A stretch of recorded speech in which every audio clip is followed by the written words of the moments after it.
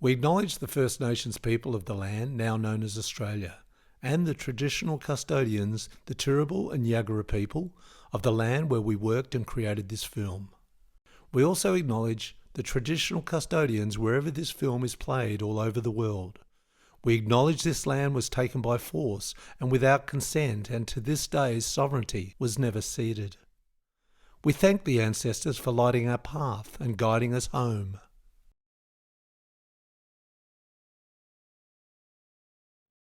So it would have been around 2006 that I'd met this young Samoan man, and he'd just come off the road with Joel Turner, and Kitch told me that he wanted to do some reggae. And of course I put him in a band and we became good friends, even though he was completely half my age at the time. We kept our friendship, and even to today, we laugh about how our lives have sort of gone and interwoven between ourselves, and he's grown as a boy to a man, and I've watched that journey unfold. And to a degree, he's a special example because even still as a young man, he has gone through an incredible life transformation. He really got in touch with his culture, he got in touch with his language and his ancient people and all their sort of cultural ways in Samoa, but still remained a strong Australian. And also his partner and his children are First Nations Australians. So this poem, I had to write about him, and I called it Walk in Three Worlds.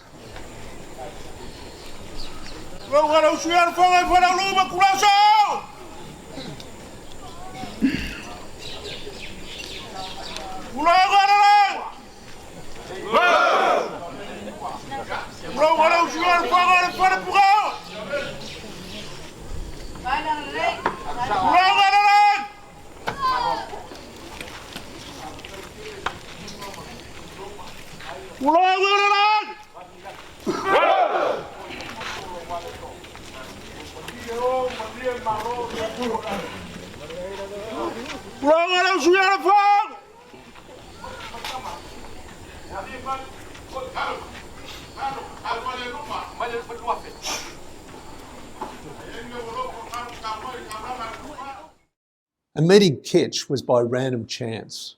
He turned up to join a band. He'd been on the road making music right across this land. And our friendship grew as we got to know each other more. And I said, share with me your story so far and what the future has in store. And he explained to me that he was a rebel without a cause, living with no fears.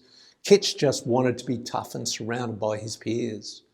Growing up a Samoan boy, church, family and fights, beating up on others and on the streets most nights. He said, I couldn't quite connect with that place they called school. So I taught myself to beatbox. I was no fool. Being part of Joel's alliance, touring across this land, Australia, doing bad stuff, but not wanting to be a failure. I was in a good space externally, but inside I was hurting. I needed to find my Samoan roots and stop the tireless flirting. 7 years with creative tracks took me onto Aboriginal land, and I saw the similarities in our cultures, and I needed to take a stand. And being initiated into my ancient culture, I really had to explore. So I started learning my old language and cultural ways, and I realized that I needed to know even more. For me to get a Samoan tattoo was the right thing to do. To dig deep into my ancestry, the spirits guided me to see a new worldview. It took them 7 days to finish, and when they did, down came the rain. I had left my body and floated away to minimise my pain. Kitch had travelled with his music to Cherbourg, Woorabinda and Hope Vale, and an old magic man approached him and shared his fascinating tale. You have the manna, brother. I sent you have it, he said. Be strong in your culture. You're very alive because you're not dead. And Kitch said he was as black as night with a long white beard, wise as all could be. And I learned from this old man, a true spirit, wild and free. Kitch continued. It was around this time I met a lady, a beautiful Shawnee, a strong Aboriginal woman, descendants of the Gungaree. Sharing our two strong cultures was really not by chance, and we knew that we were meant to be together in a blooming romance. 2 boys and a girl we now have that make us both so proud, knowing that our home is raucous and very, very loud. One day he got a call from his village back on the island of Samoa. They asked, would he be a Mai Tai like his grandfather before him, Taitu'uga? It was an honour bestowed on him to be Talking High Chief in his village. His name was changed from Kitch to Taitu'uga. Oh, what a privilege. Now Taitu'uga knows the responsibility he has fully accepted, to teach his children the language and culture and to be respected. It's about teaching them to walk in 3 worlds, Taitu'uga confirms. The Samoan, Aboriginal, English cultures, they all take turns.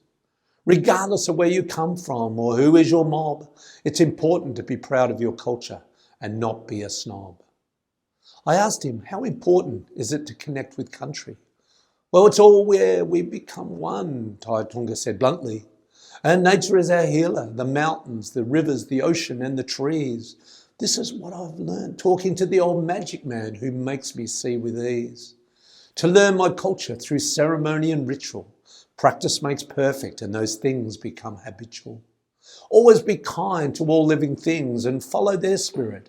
And every day just live in the present and enjoy every minute. I'm excited to see where Taitu'uga and his life will flow. And I know one thing for sure, like all healthy things, he is certain to grow. This story ain't over yet. In fact, it's only just beginning. Waiting for the next chapter to unfold as I can see Taitu'uga winning.